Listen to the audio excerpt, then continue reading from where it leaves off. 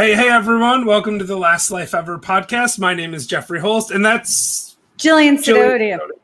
Yeah, Jillian Sidoti over there. That one, not over there. I don't know. This mirror thing is so confusing. Today we have the most amazing guest ever.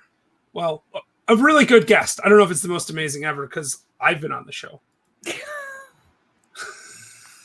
You're terrible. I really am. Okay, no, seriously though, the guest that we have today, Salisha Thomas, right? Is that her name? Is that it? Yeah, Salisha Thomas. Salisha Thomas is a Broadway musical star, former Disney princess, Miss California. Yeah. It's amazing. She's a fantastic person. No, but forget all of that because her attitude, her zest for life, her looking for messages in the strangest places is very refreshing, pretty awesome. I want to grow up to be just like her, even though she's about 12 years younger than me. And you know what? Yeah. We're going to talk to her right now. Help me, my brother, can you lend me a hand as I walk through this land of confusion? If we give to each other, then there's nothing to take. Let's live life for the moment before it slips away.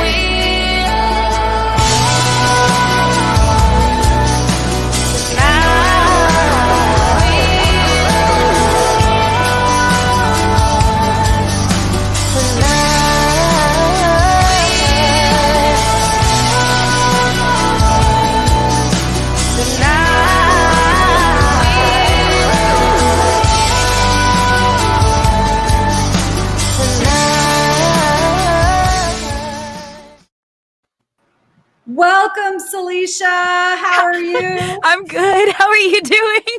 I'm doing fantastic. I'm so excited to talk to you because, one thing I didn't share with you before we started the show is that I'm an aspiring singer just like you. Hey. I mean, you're not aspiring. You're an actual singer. I'm aspiring. Oh, that's right. That's awesome. Yeah, actually, we might even have video of Jillian singing somewhere we can dig up at some point. Maybe we'll put that in the after comments. No one wants to see it, Salisha. Don't listen to him. All right. I'll send you a link. Don't worry. You guys. This woman has you are just such a personality. I am so excited to talk to you. You're my people. Before the show, I researched and I looked, I read some of your blog, and Jeff and I argued about what blog post we were going to talk about. That's how fascinating we find you. Awesome. Yeah. So you were in Carole King the Musical. Mm-hmm. On First National Tour and Broadway. Yes. Tell us about that. I mean, she wrote so many amazing songs, and I didn't even know Carole King the Musical worked. What is that musical about? Exactly. So I had just moved to New York City because a homeless man straight up said, I don't know who you are, but you need to move here and you need to do it now. When I came out to visit. Right? Right? Wait. Let's before we talk about the musical, just for a second. So you're telling me you take advice from homeless people? Well, this was no ordinary homeless man. Okay. When he said that to me, his eyes twinkled and I got goosebumps. I'm like, oh my gosh. I was working at Disneyland at the time and I was just out here visiting on vacation. And I thought about it all day, and I called up Disneyland at the end of the day and put in my freaking notice. What were you doing at Disneyland? I was a vocalist and some character stuff. Were you a princess? She's not allowed to say, Jillian. I know. I don't want to ruin the magic. Okay. But I don't work there anymore. But still, the children. But yeah, well, that's fine. I've known the funny thing is believe it or not, I've known a lot of Disney princesses. Okay. Well, because I live in Southern California, and I just happen to know a lot of young women, such as yourself, who have gone to Disneyland and gave it a go as a princess or two. Literally, I would still get starstruck when I passed Snow White backstage. I'd be like, oh my gosh. My friends would be like, Salisha, don't be nuts. Okay. So was Disneyland kind of a dream job for you? Oh, absolutely. I loved it. And so when I quit, that was it was hard to put my notice in to move somewhere where I didn't have anything lined up. And because just like a homeless man said that I should. So I'm like, how do I convince my parents that this is like a good idea? I'm not going to convince them. How old were you at the time? 22. So you're relatively Oh, well, actually, So how old are you now? I should ask. Sorry, I'm like 30-ish. So you've been in New York for a couple of days because you're 23. 23. Got it. Okay. You're never supposed to ask a woman that question, but I'm asking it because this is all about showing people what they can, where they can go in life. Okay, right on. So you're 22. You probably are making no offense, Disneyland, but you don't pay well. I know, but so you're probably making okay money, and you're living at home with your parents? No, I was I was in Southern California because I went to school at Cal State Fullerton. Okay, and where are they? They're in Fresno. My parents are in Fresno, in the Central Valley. Okay, very good. Okay, and so I ended up leaving New York, doing a round trip ticket to coming back to New York City. And 2 weeks later, I quit my job, got rid of everything that didn't fit in 2 suitcases. And then the week I got back, I heard about Carole King, and I was like, what is the Carole King musical? Are there even Black people in that show? And I ended up getting an audition for it. And the week I had gotten to New York, I got the first national tour. That is so cool. I'm like, here's the thing. I do believe that I am talented. I believe I might even be kind of cute, but I am not like all of that in a baggage. I'm like, that was absolutely an angel who I was talking to, that homeless. I mean, I really do feel that way. Did you find the guy back? Wow. Have you looked for him since then? No. Do you just walk around New York going, where is that guy? Can you see him again? Truly, when he told that to me, I got onto the train because the train had arrived, and I was looking at him like, oh my God, who are you? And he literally mouthed the words, good luck, as the doors were closing, and I never saw him again. Huh. That's crazy. Oh my God. I've never had, the only time I've had an encounter with a homeless person on a train was when I was afraid he was going to kick me on my way to Chili's, my job at Chili's, and nobody was trying to save me at all. And I'm not even joking, Jeff. This guy was screaming at me, calling me Jolene or something. He was calling me Tina, some name that's not my name. And he's like, Tina, why don't you love me? And I'm like, listen, man, I don't know. I'm just trying to get to work. And he's like, and just screaming at me on this train. No one's saving me. And I was so afraid he was going to kick me because his feet were in close proximity to my leg. It's a whole thing. I would have saved you if I was there. I appreciate that, Jeff. But that is but still my heart. What an amazing God's thing. Timing. God's timing. That was not my timing. That was several years ago now, and you've been in New York since. And there's actually so much about your story I kind of want to move back to. So look, even before New York, though, you were Miss California? No. So I went on tour, and that was my first big, other than being a vocalist at Disney, this is the first big thing I ever did. And so after I got my sea legs on tour, I was like, okay, I got this now. I wasn't so in my head to where I was able to do things on my day off, go to the Bahamas for a day, go to Chicago for a day, and also, so then I saw that there was a Miss World America competition happening. Okay. And I was like, I've never taken vacation before. So I took a week off from tour, and I ran in this pageant. And because Miss World America, it's one of the oldest pageants you've never heard of, because it's famous and everywhere in the world except America, because it's not televised here. They always send a model to represent America. Well, that year was their second year doing it in person, a pageant. And so we all the ladies went as national delegates, and then whoever had the most points from their state walked away with their state title. So I didn't win Miss World America, but I got the highest scores for the girls from California. And so I came back to tour as Miss California. I was like, oh, well, okay. That is so cool. You just kind of did this kind of was there another homeless person that was like, hey, you should take a week off and go and try out for this pageant? No, I just liked pageants. They're so fun. I think they're so fun. Oh my gosh. That is so cool. I always wanted to do pageants growing up. My mom was like, no, you can't. I was kind of fat. I was chubby growing up. My mom, hates to see me lose. She hates. I'm like, I don't mind losing. I'm like, I think I just like to make friends and all these things. So I've never minded like running for pageants and losing, but this one worked out. So okay, let's unpack that for a second, because that's a huge statement. I don't mind losing. What gave you that air of like, I'm in it for the fun of the game? Like, where did you get that from? If your mom in particular is like, she takes it so hard. Yeah, she takes it hard, and you're just like, la da da. I just made a friend. It's cool. Well, because like my experience in it, like I used to do the Miss World, the Miss America program, and first of all, you lose, you get scholarship money. Like. Yeah. No matter what. And the higher up you do, other than winning, like you get more scholarship money. So it's always a win. And the girls, whenever I did it, were nice. Like someone forgot their earrings, I gave them my earrings. My shoe broke, somebody gave me the shoes off their feet. Like it was so like, oh my gosh, we take care of each other. This is great. And so, cool. I never minded it. And also training for a pageant, I'm always like freaking fit. I know what's going on in the world because I'm looking up of current events. Like I'm on top of my game. I don't look like a slob like I usually would look. And so I'm like, I might lose this pageant, but then I go back into real life and I'm like killing it. So to me, it was just like, it's a win. Even if I lose, like who cares? Oh my God, Jeff, we have to have a Last Life Ever pageant. I don't know. Every show we end up with something else we're gonna do. We're never gonna do all the things that we're supposed to do. I'm gonna go ahead and I'm gonna veto the pageant right now. Actually, maybe we can do like a short version of a pageant while we're doing a different festival that you want to propose. Okay, well, listen. Here's the thing. I think you would look really great in evening wear. I probably would. Yes.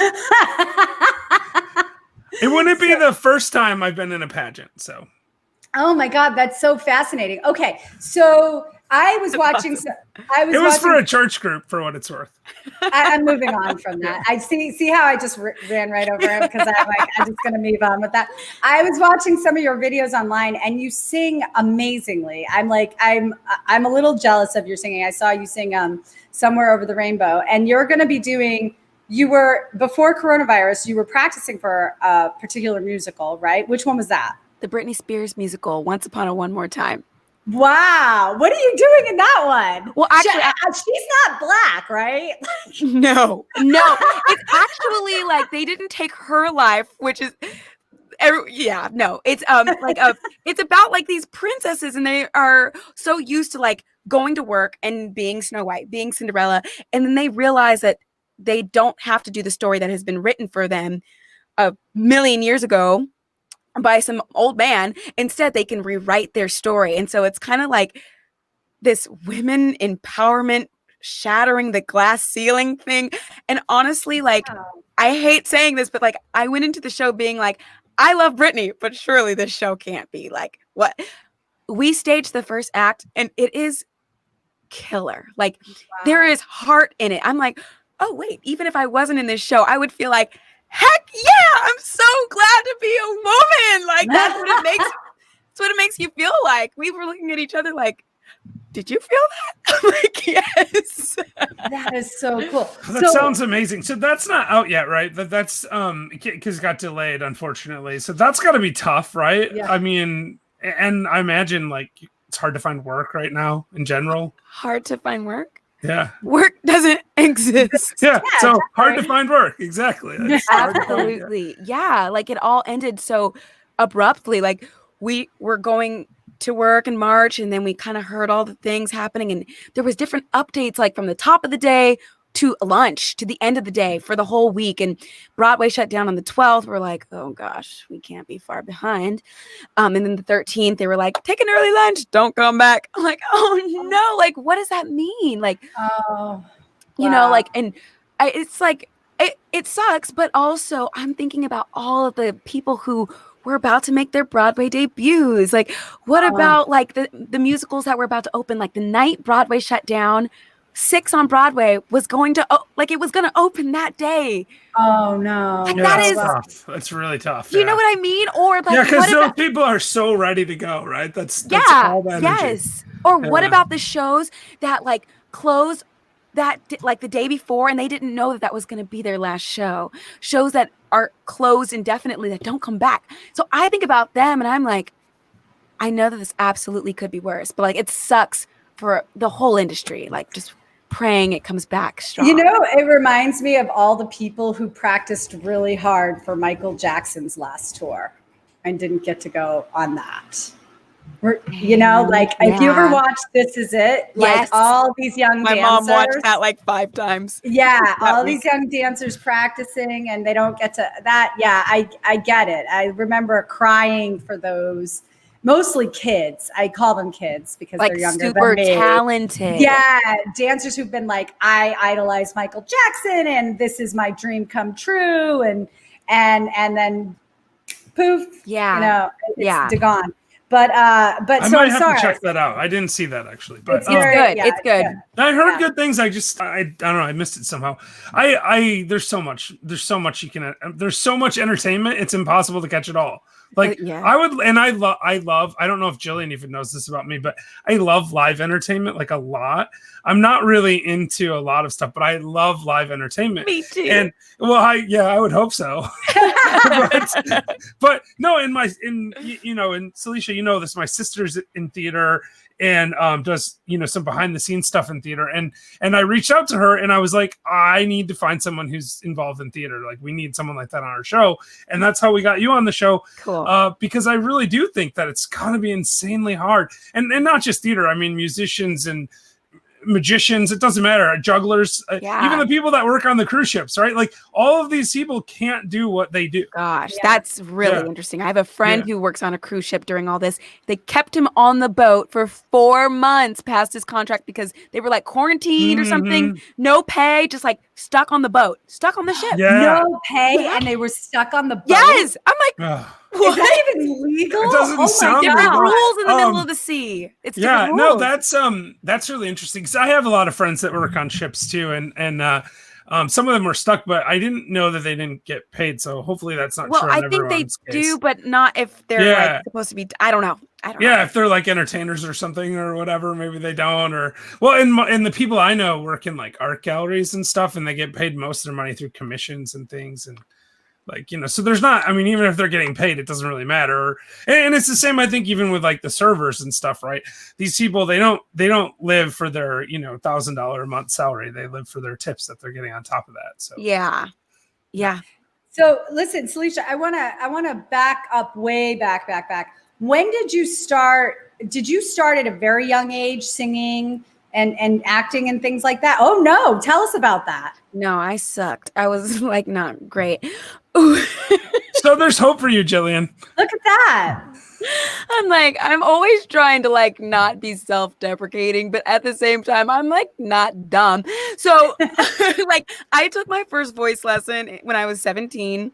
Wow. And that was literally so that I had a talent for the Miss Fresno County pageant. That was the only reason why I took a voice lesson. Like I sung into the church choir, but I was never the soloist. Ever. Like I'm like, I can hold down the alto line. That's it. And I was like, oh, that was kind of fun. Maybe I'll major in this in college. And I went to school for it, learned a lot in school.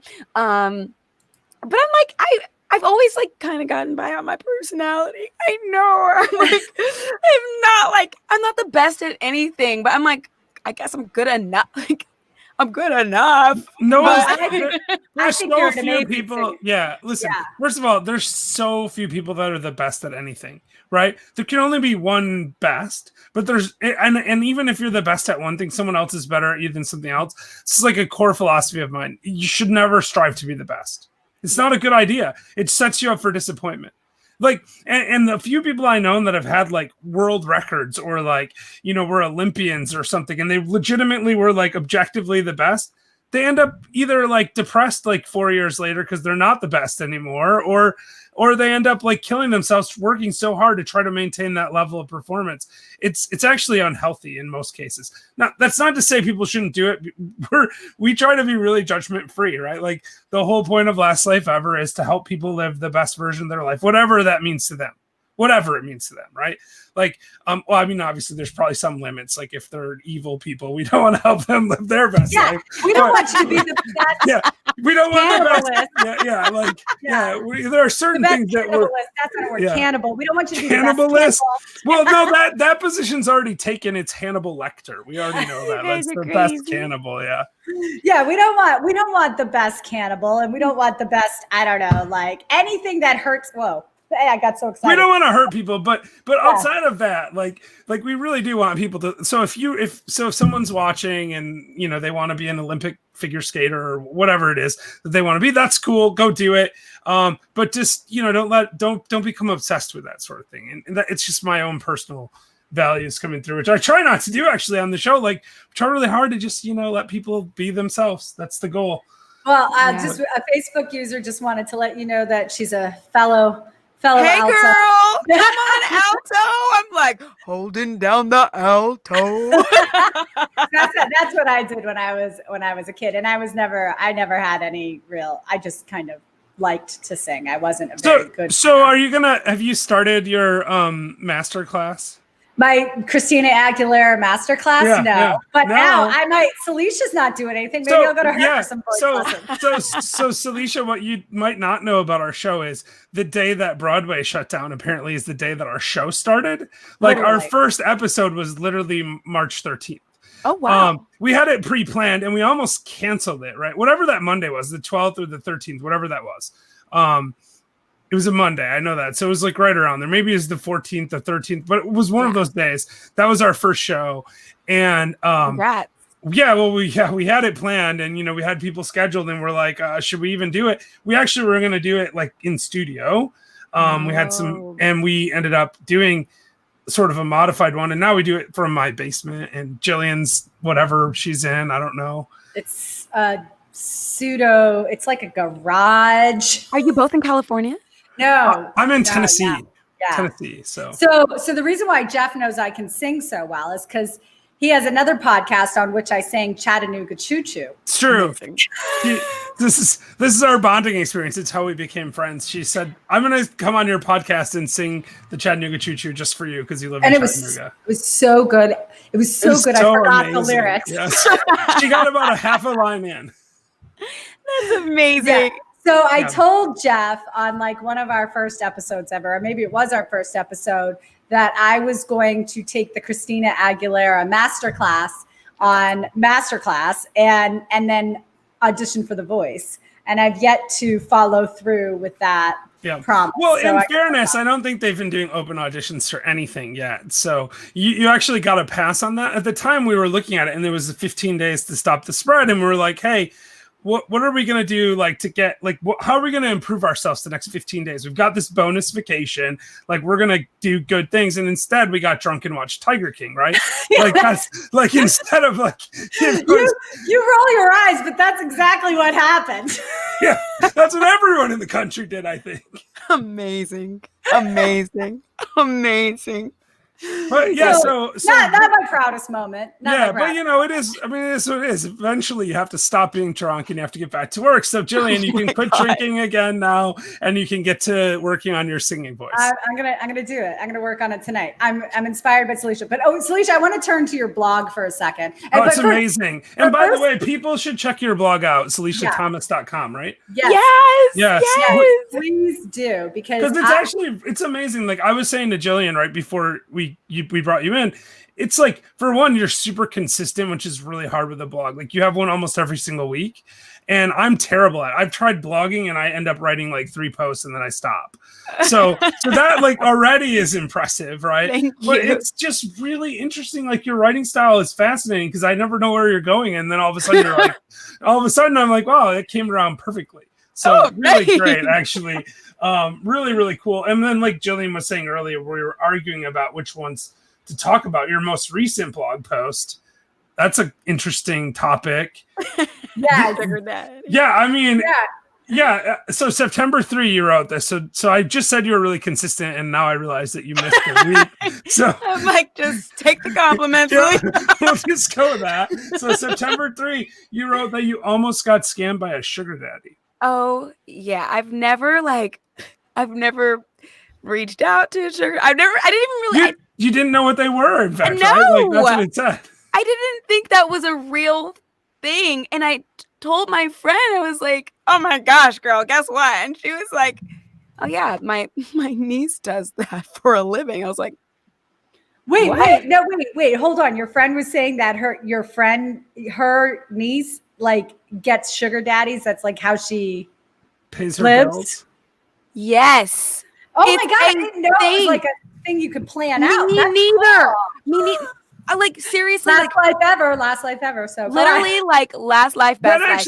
That actually might be something that we are against. I'm just gonna go out on a limb here and say that. Like, I'm gonna say live your last life. Like that's honestly, true. If everyone's happy, it's fine with me, I guess. Yeah, it's not something that I would encourage. Yeah. But like this point of the story was like to go on the journey. Like there are guys out there who like don't even want to see you in person. They just want a companion. It's like, wait, what? I just have to say hello and you're going to give me $5,000 a week? Like that. There are people out there I would talk to that guy, actually. Yeah. I'm coming to think of it. So if there's anyone out there that needs $5,000 a week to talk to me, I'm happy to do it. I was like, let me just like, go on, I'm listening. And of course I didn't end up doing it. That's like so not on brand for me, but I got a good story out of it. So tell us, how were you contacted?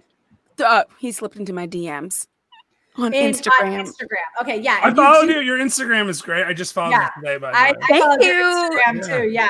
And your Instagram is great. I have questions about your Instagram as well, but we'll get to that in a second. No, good question. Oh, like I made that sound like I was in terror. I have questions, young lady, about your Instagram. No, well, Jillian doesn't really understand Instagram, so it's not that I don't. We don't either. Yeah, none of us do. I don't really get it either. This is the thing. With people who have great Instagrams like yourself fascinate me because I have to get my 12-year-old to take pictures of me for Instagram. And I feel like an idiot because I'm like, here, 12-year-old, take a picture of me for Instagram. That's awesome. It'd be like that sometimes. I'm like, I want a candid. Catch me while I'm laughing. Well, you have great photos on your Instagram, so it works for me. Oh, my God. Yeah. So guy reaches you on your DM on Instagram and says what? He says, hey, baby, looking for a sugar baby. I'll pay your mortgage, your bills. If you go to college, I'll pay your college and give you $5,000 a week allowance. Just need a companion. And you read this and what, like you almost went delete, but then you decided what? To laugh about it with my friend who I really look up to.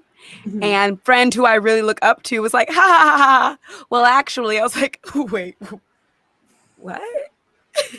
I was not expecting her to not shoot it down. I knew she was going to shoot it down and she didn't. And I was like, oh, is this a thing? Wait, is this like a secret that everyone else is doing? And I am the last to catch on the boat? Like, bring on the Prada bags. Like, pay all my bills. Like, so you write the guy back and what do you say? I was like, go on, I'm listening.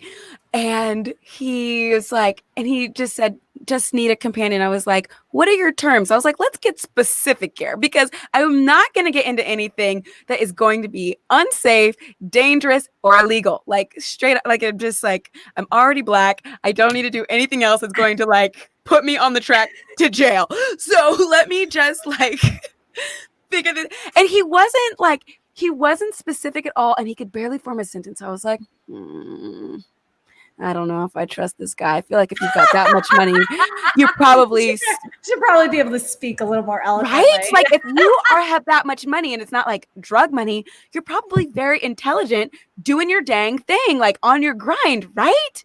Like he was mixing up his your and your, like his yours, his there. It's like, I was like, he doesn't sound smart to me. There's no way this guy makes this much money. Inherited wealth.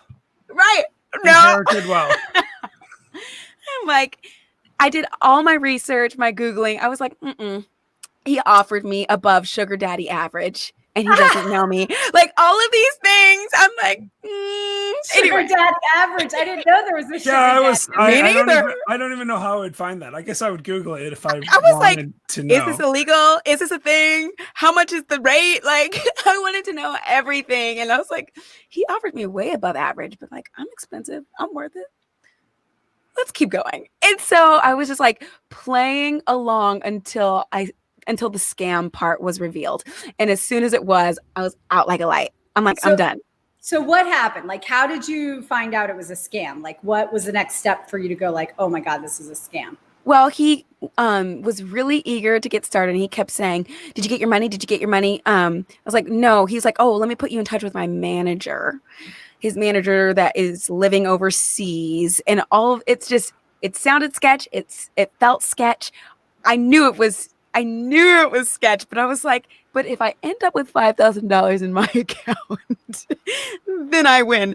So let's just go along with it until it's like, this is not a thing. So I talked to the manager, which he asked me to reach out to myself. I was like, what? Why don't you talk to your own manager? Like, so I reached out to him. He could also barely form a sentence. I'm like, I don't trust this at all. Let's keep going.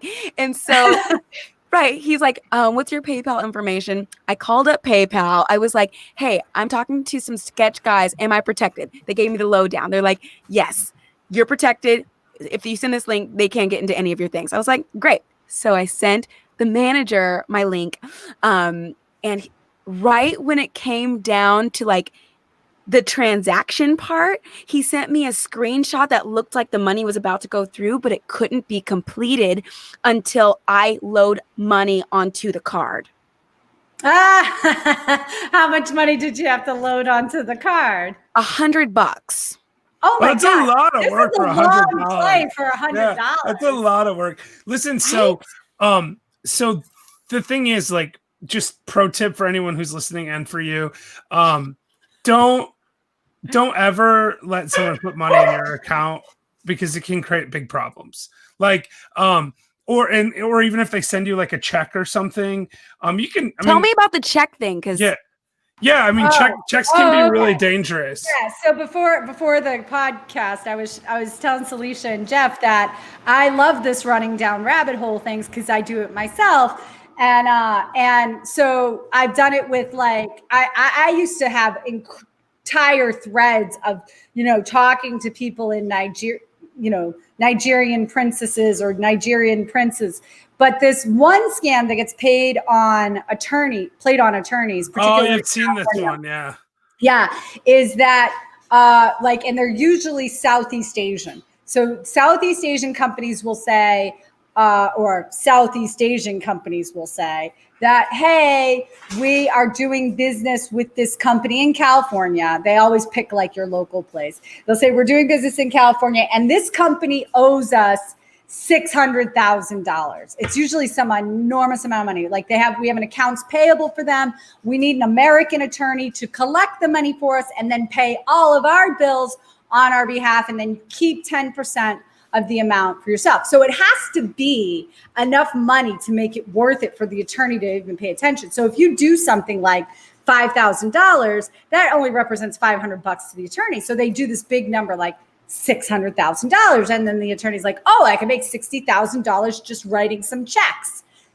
What they do. So I took this one really far. This was several years ago. And I had these people send me like a $650,000 check. And it looked real. And I remember my office manager going, put it in the bank account, see what happens. And I was like, no, because I know what happens next. You deposit the account, then you start paying bills, and then they stop payment on the account. And it turns out it's a fraudulent, even if it's a cashier's check or a money order. And they do this with wires too. Sometimes there's like reversed wires. So like when the money hits listen, if you ever have money hit your account, anybody who's listening from something, and it seems like there's any chance that it's not right, wait a really long time and talk to your bank many times before you use any of the money. Yeah. That's the pro tip. That's really the rule. I love it, Salisha, and I want in on the next one you do. because I love what I do. Yeah, next time this happens to you, say, I need you to speak with my lawyers. And we want to talk to them because, like, here's the thing, like, this is where you can really go, like, listen, and Jeff and I, our client is very interested in being your sugar baby. Oh my gosh. But we have to work out some terms and conditions. We're going to send you some paperwork to sign and just like clog up your inbox. And the thing is, like, in general, in case you haven't guessed, we're both lawyers, so that we have that in common. So we might have seen some crazy things in our day, right? See. Yeah. So I don't practice law anymore. Jillian sort of does, I think. I'm not really sure. I guess she's still a lawyer or whatever. But anyway, but the thing is, like, these people are trying to scam people, and they are successful in scamming people. So my philosophy on it is, if you waste their time, you're preventing them from scamming someone else. Yeah. And so I try to be really nice to people all the time. And I would certainly not take advantage of any of these people in a negative way at all. But I will, and until I know for sure that they're scamming, I'm going to be very, very respectful and aware of their time. But once you know that for sure they're scamming, you can do whatever you want to them. Because they're just going to scam someone else. Yeah, but and you're not going to fall for it. Right. I'm like, can I turn them in? In the blog, I'm like, if I was a cop, I would have got them. Like, but I'm not. Like, how do you? Yeah, it's hard because they're usually not in the U.S. Yeah. So what you do is you just turn it into the FBI and let them take care of it. Your local FBI, you send them all the information. Then if something happens. Yeah, and if they get enough people and enough reports, then sometimes they can figure out a way to track these folks down. But I've never thought about calling the FBI. Well, that's you just go to their website and fill out a form. I've done it before, so.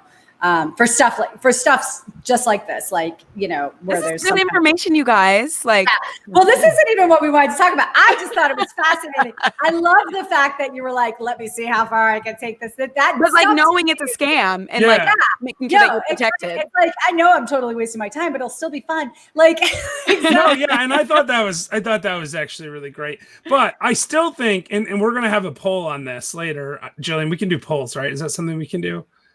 We can do it on the Facebook. Yeah, all right, we'll do a poll in the Facebook group. So, and if anyone's watching live right now, they're welcome to weigh in. I think that your post from, what day is it? Let's see. I'm gonna.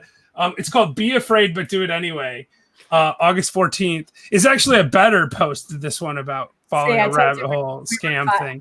But now you kind of ruined this one a little bit because you talked about how you decided to quit your job at Disneyland and go straight to New York. But you're talking in here, and I think this is like a perfect last life ever thing. You're talking about like just making those leaps of faith and doing things that are like that. So that, and you said that was the last time you did it. So 8 years or 6 years or 5 or whatever it is, you haven't done anything like that since? You haven't made any big decisions? You have? Yes. Yeah? Yes. Tell us all about it. I'm like, who exactly is your audience? I'm like, right now it feels so intimate with just the three of us. I could tell you anything. Yeah. These are people, most of our audience, to be perfectly frank, most of our audience are Gen Xers who've probably done well in life in some aspect of their life, but they know that there's more out there and they want to explore that more. Okay. All right. So I'll tell you the most recent one last because that one's the most sensitive. But that was like 8 years ago or whatever. And then when I left the tour, it's like I didn't have a reason to leave the tour. But the moment I realized, I decided I want to give New York a chance because I was on the road. I don't want to live in hotels forever. It was great. Felt like vacation, not what I wanted forever. As soon as I decided I want to give New York a chance, another job presented itself to where I could work on an original musical, which was just really perfect timing. And while I was working on that original musical in Chicago, like the pre-Broadway, I got offered the Broadway company of Beautiful. So just really great timing that I didn't know if I was going to be unemployed when I just quit the tour. Sure. And so the most recent, there's other things in there, but debatable. Recently, I wrote a book and I talk about a lot of things, a lot about my journey from tour to Broadway and everything in between in my freaking dating life. It's crazy. Well, one of the things, I'm not going to go into too much detail because I can't. I fell head over heels with somebody who I am like forbidden to like whatever. And this summer, I finally like, it's not done. The book is not done, but I've edited it enough to where it's readable. And we'll trade books with you. It's fine.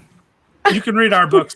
We'll read yours. I would love to. We'll do it. This is like Jillian hasn't written her book yet, though. I wrote one though. I have one that's my sister Kate's read it. She could tell you about it, but I've got one written. I haven't released it yet, but I'm going. So wait a minute. Go back to this. So you wrote a book. Yeah. You've started editing it. You're ready to publish it. Like, are you ready to publish it, or are you shopping it around? What are you thinking about doing? Are you going to self-publish it? I'm looking for lit agents right now, and I'm hoping to get a publisher through that avenue. And it's one of those books that is so personal that I don't want to self-publish it. If it's just like for the sake of people reading it, it's not worth it to me. If I get a bomb-ass book deal, absolutely, give me all the money. You guys can read all my business. Thank you. Like, that's how I feel. Well, I don't know if it's going to pay off yet. I'm still in the middle of it, but I wrote this book. I talk about somebody specifically, extensively, and I sent him the book. Yeah. And what did he say?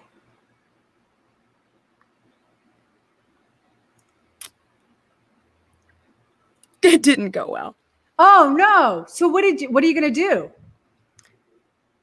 Well, honestly, like, okay, so before I sent it to him, because I didn't have to send it to him. It's not like I don't owe him anything. I woke up one day and I was like, oh my gosh, I have to send this right now. Like, it was such a visceral reaction. Like, it was such a strong feeling. I'm like, if I don't do this now, like, I had chest pains. So I freaking like printed off a copy and shipped it off. I'm like, oh my gosh, I'm ruining my life right now. And yeah, he absolutely didn't like it. I'm still in the middle of it, so it's kind of hard to talk about it with hindsight, but I think I'm seeing it. So this is where I've gotten so far. Sending that off, I've been caught up on this guy for 5 years. Wow, that's a long time. It's a long time. It's a long time to waste. And I would keep wasting it for 5 more.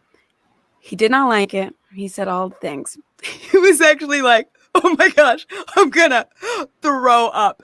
And for the first time, it's like my best friends, they've all been trying to tell me this. They've all saw it. They all saw it. And for the first time, it's like the veil has been taken off my eyes and I can see it objectively. And I am done wasting time. Like, no anger, no none of that. It's just like, and it's now so great. But like, not only that, now I can go back through this book and rewrite to where it's a more empowered voice. So it's not like, oh, I hope.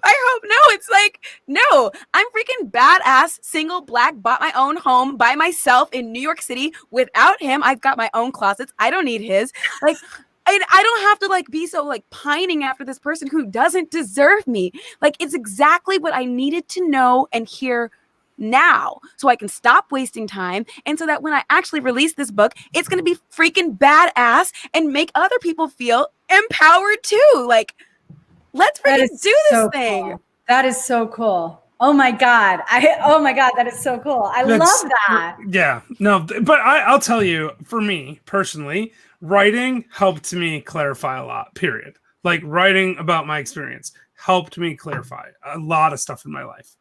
Yeah. Absolutely. Jillian thinks I need therapy because she read my book. But besides that, like, apparently you wrote a blog about that too, actually, right? Like, we all need therapy. Yeah, Jeff. we probably all do. You just happen to need it more than most. Oh, sorry. Okay.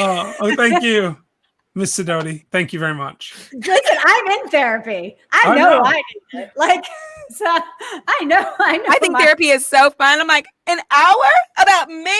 This is great. That's exactly right. That's exactly right. And as a matter of fact, my therapist was a guest on this show. That's how I found her. Really? Yeah. That's awesome. True. That's yeah, awesome. she's really nice too. Yeah. I like her. So, the only time I'll ever talk to your therapist, though, because it would be weird if I did it other than that, I think. I don't talk about you in therapy, Jeffrey. No, I don't mean that. I didn't mean that. Hey, Jeffrey should totally see you because he needs you just as much as I do. All right, wait a minute. I've already hired you. I tell you all my problems. We are way over, but I'm going to keep going. Is that all right with everybody? All right. So, it's all right with me. All right. So, Salisha, you okay with that? I'm good. Yeah, all right. Salisha, all right. I want to go back to you 17. You decide I'm going to take some voice lessons. You take the voice lessons. It goes, obviously you improve tremendously. What was it about your voice teacher, or what was it about the voice lessons that made you so much better? Was it just the fact that you finally got trained, or did you have this amazing voice teacher? Explain that. Well, I've had a couple different voice teachers, and I think it's a twofold. Like learning some technique is like, oh, because I'd been like injuring my voice every time I sing. I was singing in such a way that my voice was always gone. So there was one that I learned how to sing without hurting myself. And then also, in my opinion, and I think it's kind of like with school too, a little bit of placebo effect for me. It's like, I'm taking lessons. It gave me like confidence, like I'm in lessons. Yeah. And a lot of it, and that's for acting, not just singing, but like is confidence. Like not everybody, but like a lot of actors have like these huge egos and it's obnoxious, but like it gets them to wherever they need to go internally on stage to be able to share it. It's like such a psyche thing. It's such a mind game. And if you feel like you can do it, it just like reads like you can do it. Like there's nothing worse than being in the audience and being nervous for the actor on stage. Like, but like if the person on stage is nervous, the audience can feel that and not even know that that's what they're feeling. They're just like, you don't feel like you're in good hands. And I've been that actor on stage that has been freaking nervous. It's like, it's bad for everybody. But when you're like prepared and on your game and like taking classes and doing all the things you need to do, and you go on stage with confidence, it's like you're relaxed and everybody who's watching you is like, oh, yes, give this to me. Like, yeah. Yeah. So okay, this seems like a theme actually in your life. I mean, and maybe I'm just imagining this, but you talked about the pageants that way too, right? You said, I did the pageants because they made me feel like I was on top of everything. And now you're saying that's where you think the advantage of the coaching was, right? The voice lessons was it made you feel like you're on top of everything. Yeah. So do you think like, am I imagining that, or is that just sort of like a central belief of yours that if you feel confident, you do better? Yep. And that you're going to feel confident if you're doing these things to improve yourself? Yeah. Like, absolutely. I've read Think and Grow Rich 3 times this year. And that book... That's a lot. It's like... and for people who haven't read it, that book is not a light book to read. It's not. It was written a long time ago, so it's like it's harder to read than like modern self-help books. But it is a very good book. It's my favorite book. Yeah. It's so great. And what I've learned is like life is a freaking mind game. It's a mind game. You know, when I was on Broadway, I was worried about money. When I was on Broadway, I have worked 11 days this year. Wow. And I'm not worried about money right now. Wow. That's what? What? So Jillian's still worried about money right now. She's always worried about money. I'm always worried about money though. I'm a weirdo. Well, and honestly, like it has less to do with the amount that is actually in the account. It's like, first of all, what is security anyway? Like you could think that you've got the most secure everything, and then here's a global pandemic. Like that is, but for whatever reason, I feel more safe right now than I did when I had a full-time job. Wow. That doesn't make sense, except that like there is something else that is happening in this world that is like I know that there are things that are actually physical. Like I'm very aware of that. But like a lot of this thing on the planet is a mind game. It is one huge mental game. And if you can figure it out, you are unstoppable. That is so cool. That's that's my core philosophy. So I'm not going to argue with that. We're gonna soundbite that one. Yeah, for sure.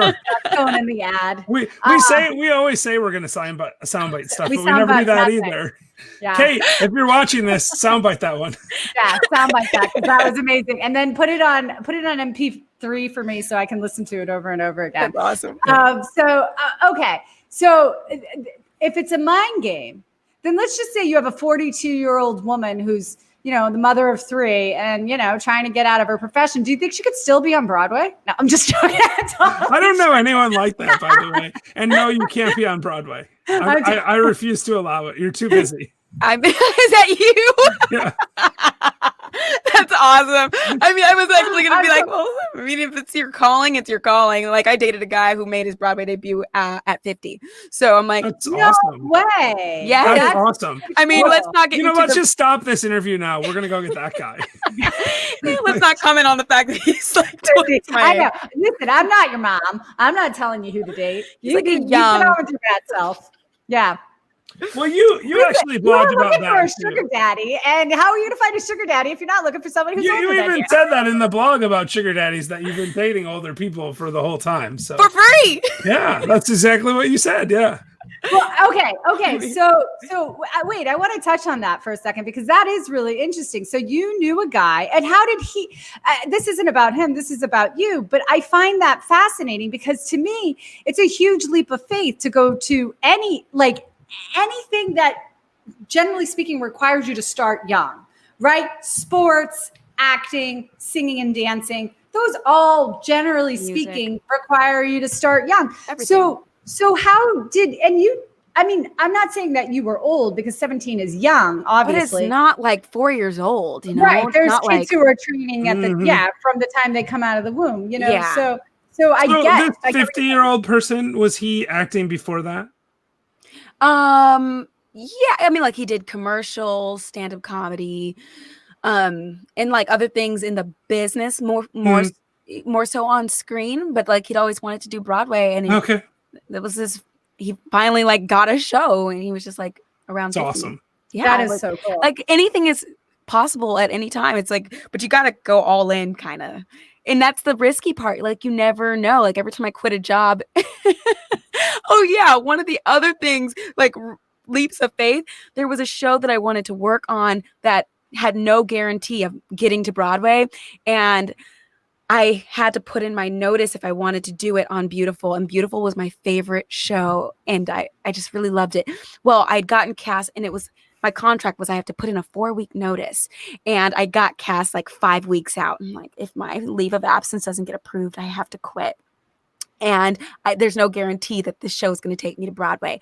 And 4 weeks rolls around, and my leave of absence hadn't even been like looked at yet. I'm like, oh my gosh. Oh no. So I had to go into the office. I'm like, it was my choice. My agents wanted me to do it, but it was up to me. And I went into the office, and I'm like, I have to put in my notice.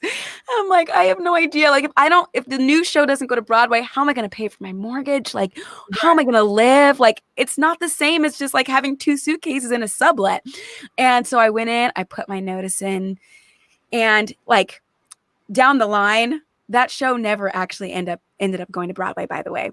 Oh, but wow. the day after I put my notice in, the stage manager came up to me and was like, they love you. They just approved your leave of absence. They got a person to fill in for you for 3 months. Just make sure that you come back. But like, there was no guarantee when I put that notice in. I'm like, how is this going to work out? So you were able to come back to your other show. This is another be afraid but do it anyway moment that you could have shared. There's a lot of that in your life, I think. But I'm a giant fan of that, like taking those leaps of faith, because I think it's really hard to do, but it's in those moments when you do those things that you get the benefit of doing those things. Right. If you don't try, you're not going to be successful ever. Right. Like, but here's also the thing. When you take a big leap of faith, like when you take a risk, there's a couple things. Like I wait for a feeling. I definitely wait for a green light, or like a visceral, like, this is what I'm supposed to do moment. Like, I feel it in my gut. And also I try to make as calculated of a risk as possible. Like, all very good advice. Yeah. Don't just be like, oh, hey, I work at IBM or something. I think I'm going to go join a Broadway company. Right. I'm going to move to New York, like just out of the blue. Like, you have to think about it or something, right? Like, spend some time, like plan it out a little. Have a plan. Because that's a big part of well, it's also a part of believing, right? It's part of your believing you can do it. If you have a good plan, then you're going to have more confidence in your ability to do whatever it is that you're trying to do. Yeah. Yeah. It's like, and in Think and Grow Rich, it talks about how like, okay, go ahead and make your big lofty goals and dreams. And now break it down. Like, are there like little steps that you can take to where that this could actually become a reality? Like, and when sometimes you have to get creative because the path isn't just like obvious, but like when you think about it and you can maybe kind of find a way, it's like, oh, this is possible. But sometimes like you need like somebody like help, but just got to like listen to the inside, I think. Yeah, trusting your gut's great advice. So we're going to have you back for sure, actually. I hope that's okay with you. Absolutely. We're already almost double our normal time. How to do good Instagrams. Yeah, no, that's true. We didn't. Yeah, Jillian, maybe starting this week, we just start making our show an hour long because every single time for the last 3 weeks we've gone over. Let me tell you something though. There's a couple things I wanna note that I've learned from this. First of all, I have a hard copy of Think and Grow Rich. I also have it on Kindle. And what I'm gonna do is I'm gonna read it out loud to my children. Oh, that's smart. Starting tonight, I'm gonna do that. That's great. Number one. Number two, I'm going to practice those Christina Aguilera master classes. Yes. And by the way, I really have no aspiration of being a singer. This is a running joke between Jeffrey and myself. That's awesome. And but I'm going to fulfill it now, and I'll tell you why. Because I challenged Jeff to run a half marathon with me. It's true. And he committed to doing that. And I'm not doing that. He committed to doing that, and I would feel really bad. I'm gonna die. I have a countdown timer on my screen right now that shows me how long I have until I'm gonna die. You think I'm kidding? What? Look right here. Check this out. What? This is how long I have left to live. What? You are such a jerk. Oh my God. Yeah. So Jeff I have 348 days and 16 hours to live. Salisha, will you go with us? Will you go to Kauai with us and run the half marathon? Actually, that sounds great. Awesome. Right. Yeah, you're welcome. We have an open invite to anyone who's in our Last Life Ever community, whether they're on the show like you or anyone who's watching or listening. Just reach out to Jillian or I and we'll get you the information, or just go to thekauaimarathon.com because we're going to be there. So wait, that's awesome. Yeah, it's next Labor Day. I've never run more than 10K at a time. This is more than double 10K. So I will probably die, but whatever. You might, but then you'll have a nice shiny medal and you'll feel freaking proud of yourself. It's true. Actually, it kind of reminds me of climbing Mount Kilimanjaro. I did that this February. I climbed Kilimanjaro.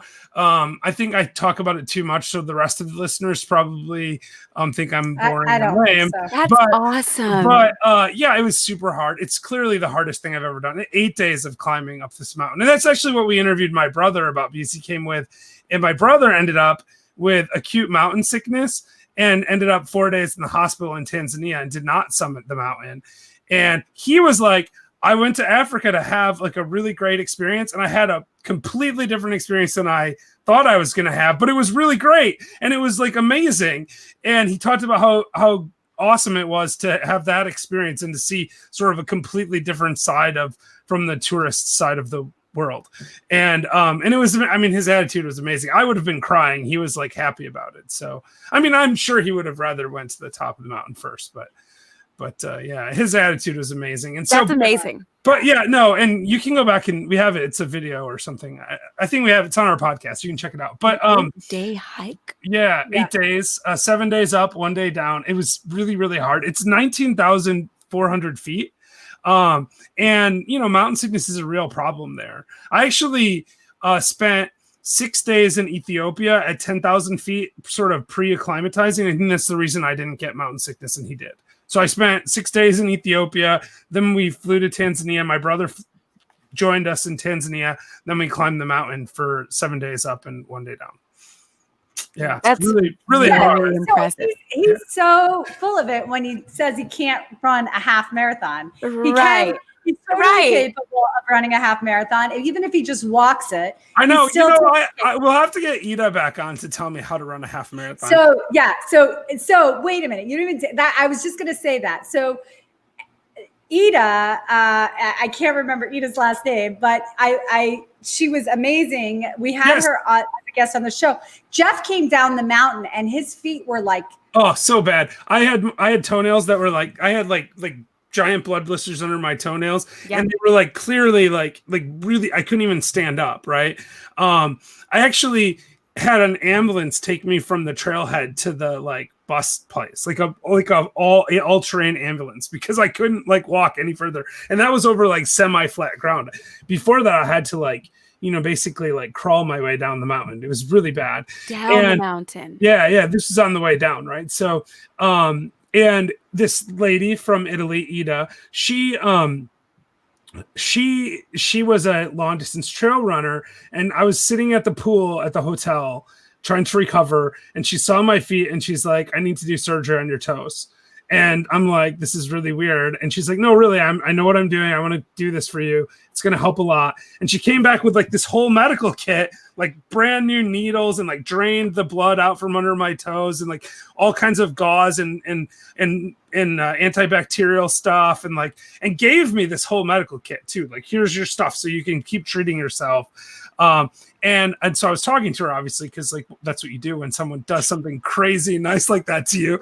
I really think she like made it so I could go on safari, because we went on with Serengeti Safari. I don't think I could have done it if I wasn't able to walk, right?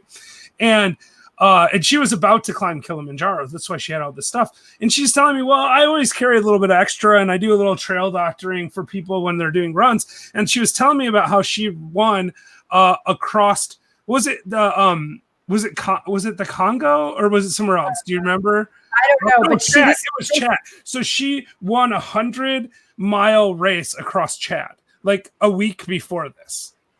What? Right? Like, she ran 100 miles across the like African desert and won this race. And won the race? Yeah, right. Oh, and hold on. She started running. She started running at 49. Yeah, she was just about 50 years old, like a couple months before her 50th birthday. She decided, she had sold her business, and she was like, I need something to do. And one of her friends was like, you should try running. And she was like, okay. And she signed up for the New York Marathon, without ever having run a single day in her life. And then she went and ran the marathon. But and now she runs 100 miles, and that's like not even that long. Like, she ran a 400-kilometer race and took fourth. Like, what? 400 kilometers? That's ridiculous. It doesn't even make sense. To your point, I was going to bring her up earlier in this interview, because to your point about your pageant experience, we asked Ida, okay, so you win these races, so you must be getting sponsored, and, you must be making money now from racing. And she goes, actually, the one time I got sponsored, I freaked out and lost the race. So she's like, so I just do it for fun. And this woman just wins for fun. Like, a woman who started and she's running like when she was 49. Yeah, she's like in her mid-50s now, and her resume looks like she's been running her whole life, because she's got all of these times where she placed on these super long races. So yes, I might have to have Ida train me. You can have Salisha train you to sing, and I'll have Ida train me to run, and we'll see. No, but I'm telling you, this is the third guest we've had who's told me not to get wrapped up in winning, right? Yep. Essentially. And so it just makes me go I gotta go try something. Yeah, and not care if I don't have to be the best. Yeah. And that's, by the way, I'm definitely not going to try to win this half marathon. No, I've run a few races, and I'm like, I don't care about winning. No one cares. It's like, as long as you, if you win, that's awesome. But as long as you cross the finish line, that's, you can tell your friends. I did. And the thing is, I did this 10K with my brother and a couple of our other friends. It was like a year and a half ago. But the only reason I did it is because they were like, if you're really going to do this Kilimanjaro thing, you have to have something to train for. And I'm like, okay, fine, I'll do this 10K. And I'd never done anything more than a 5K before that. And even then I usually walked most of it because I'm lazy and hate running. So I did this 10K, and it was super hard. It was terrible, but it wasn't nearly as hard as Kilimanjaro. So I should have probably done the 25K. That's the lesson. All right. Jillian, you're going to sign up for the marathon, right? No, I'm doing. You might do the half marathon. You probably get the marathon done in the time it takes me to do the half. I'm sure I could. I'm not doing it. There's a big difference between a half and a full. Like half is cute. A marathon is like it's not. A half is like okay. Disney Princess half marathon. No, right? like I can go to the half marathon. I did the Disney Princess half marathon. But I'm telling you, I get to do the half marathon in Kauai, and then I'll still have time to go to brunch. If you do the marathon, you miss brunch.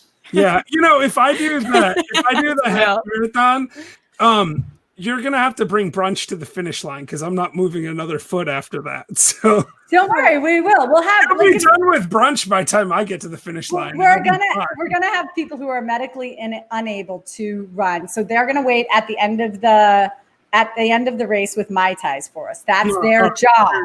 Fair enough. Yeah. Fair enough. So, all right. Well, anyway, so if anyone wants to come to Hawaii, they definitely are welcome to come to Hawaii with us, and that includes you, Salisha. I'm sorry we kept you double as long as we agreed. Thank you so much. It's okay. I'm having fun. So fast though, because you're great to talk to. Yeah, you guys too. One of the better guests we've had, so don't tell the other ones. And you guys' energy is so fun. It's like, oh, thanks. Yeah, well, we try to be happy. That helps, right? I mean, if you just enjoy what you're doing, that's the trick. Oh, right on, right on. All right. Well, listen, Jillian, do you have anything else that you want to ask before we leave? No, but I do want to tell everybody stick around so you can hear our crummy jokes that we always like to tell and a little wrap up of the show. That sounds perfectly reasonable to me. All right, everybody. We'll see you soon. Go!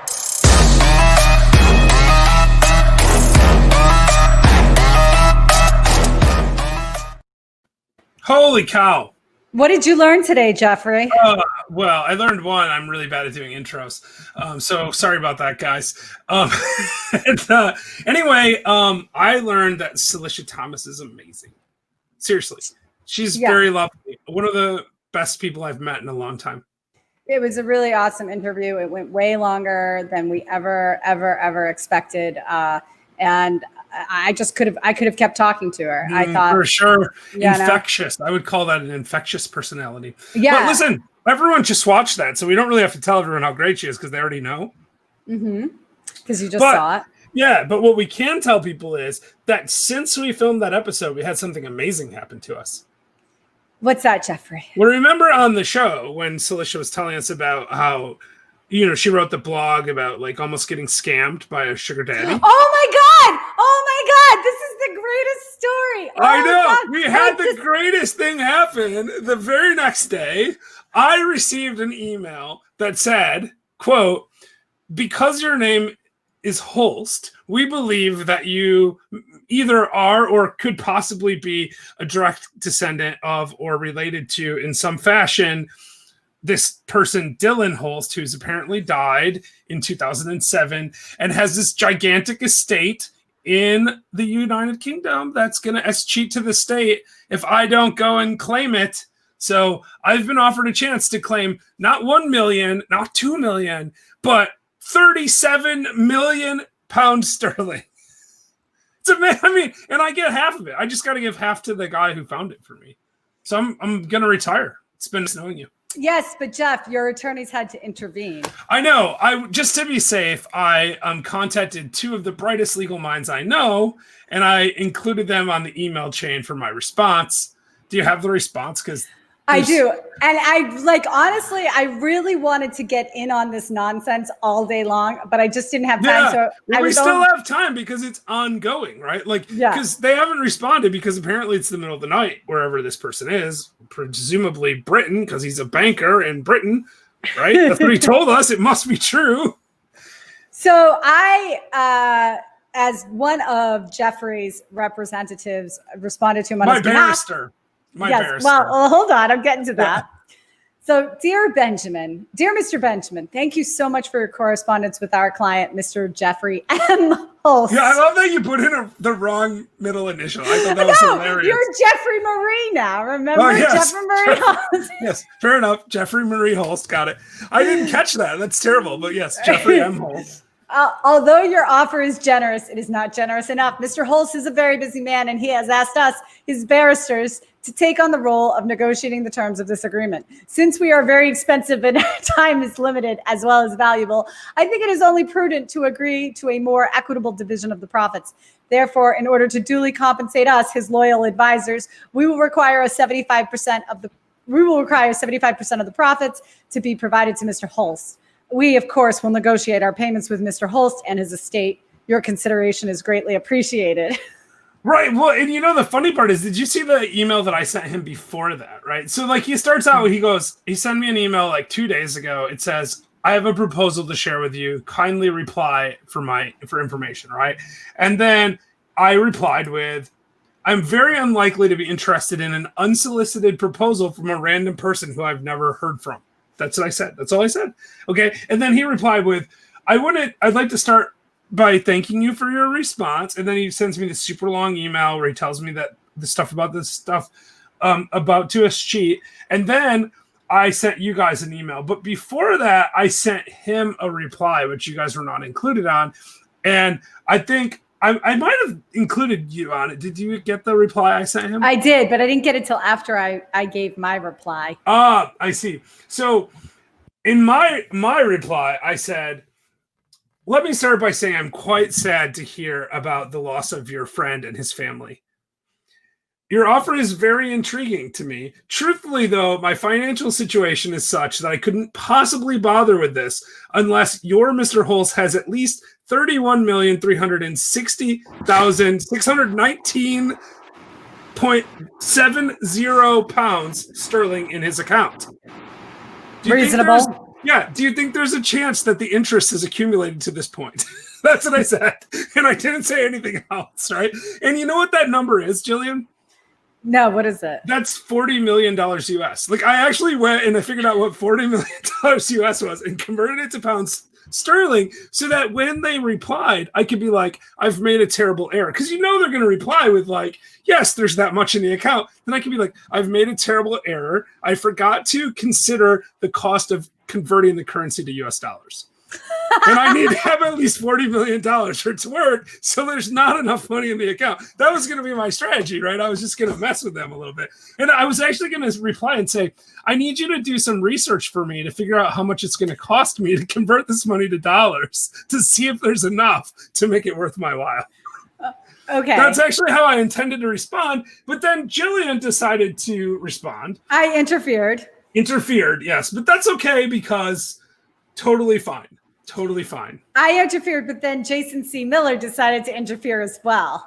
Only he made the situation way worse than it already was. Oh, yeah. Read Jason C. Miller's response, my other attorney in this matter. So I had copied Jason C. Miller on this matter because I felt it was important to include him in the frivolity of it all. In fairness, I had copied both of you on the original one. So did you? Sense. Okay. Yeah. So I wrote, he writes in response to my demand for 75%. Mr. Benjamin, do not respond to that email. She does not represent the real Jeff Holst. I am his solicitor. So now we got another term in there. No one's calling each other a lawyer yet. He has been institutionalized due to issues that are not relevant and remain confidential. I hold power of attorney over Mr. Holst and his affairs. Miss Sidoti, not her real name, is his former barrister. Under my authority, I terminated her representation and have sought to nationalize the Jillian. That's the best part. Go ahead. Sought to nationalize the $1 Jillion Girl brand. Now I have to stop here for a second because the rest of the audience doesn't know. But when I was in college, I came up with a fake wrestling name, the $1 Jillion Girl, and I've since carried on that moniker, telling my children that I was a professional wrestler named the $1 Jillion Girl. I had a finishing move, the counterfeit press, where I would wrap my legs around the opponent and squeeze them, and my theme song was Money by Pink Floyd. I had a whole thing worked out, and I even programmed Alexa. So if you said, Alexa, who is the $1 Jillion Girl? Hold on, she's going to start saying it. If you said that to her, she would respond, the $1 Jillion girl is a 40-year-old woman from Temecula, California. Anyhow, that's not relevant. Jason happens to know about it, so he has sought to nationalize the $1 Jillion girl brand. The email address for Mr. Hulse you are receiving messages from are actually from his estranged wife. It relates to the underlying institutionalizing cause. Who has his password? I strongly suggest you correspond directly with me going forward. And now nothing has happened. Right. But in fairness, there was 24 hours between the first email when I responded and this response from the obviously non-shysterish Albert Benjamin. So to further throw me under the bus, Jason sends a follow-up email several hours later that says, Mr. Benjamin, I have not heard from you. This is a critical, time-sensitive situation. Please confirm that you are not, quote unquote, working with this alleged, quote unquote, barrister. It is critical that you do not respond to this email. What? Yeah, I know. I was like, yeah, it's like he doesn't want to reply all. Like it needs to go directly to him, is I think what he's saying. And he's copying me on it. Oh, well, and also my estranged wife. Because that makes perfect sense, right? Might as well keep everyone in the loop as to what's going on. So we will update you next week if I am a multimillionaire or not. Because it's time sensitive. It's going to escheat to the state in like 30 days. I think that's good enough for jokes. Yeah, I don't think we need any more jokes. I didn't actually have any jokes today. I don't know if you noticed that or not. I had a joke for this based on Broadway, but I didn't find any great Broadway jokes. So, Fair enough. Well, I didn't look for any because I knew I was going to tell this hilarious story of what was going on today. I want to have a call to action to all of you last lifers. If you are about to be scammed, obviously you're not going to get scammed because you know it's a scam. But if you think you have a scam brewing to be perpetrated against you, please send that our way so we can have fun and frivolity with us. That's correct. Please. We enjoy messing with scammers because we think that they should, as we talked about with Salisha, like it's just, it's something you have to do. You have to mess with scammers. And so, so we're all attorneys here, so we can really make it seem realistic to the scammers too. That's the fun part. I actually really will incorporate any kind of details you want to incorporate in your personal scam. Yes, and we don't even charge at this point for this service. No. Later, we might start charging for it, but right now, it is a complimentary service to all the last lifers. So take it while you can get it. That's right. You just never know when we'll start charging for our scam entertainment package. It's the scam entertainment package. We call it Last Life Scam Free Package. It's now $19.99. You should have taken this on it right away. All right, that's terrible. Listen, everybody, thank you so much for joining us. Jeffrey, what do we want to remind everybody to do? Don't get scammed. No, that's one thing. Yeah. No, I assume you mean our tagline. Hmm. Yeah, so they should know it by now. We did it at the end of the episode, and then we did this. Okay, fine. We're reminding you to live the very best version of your last life ever.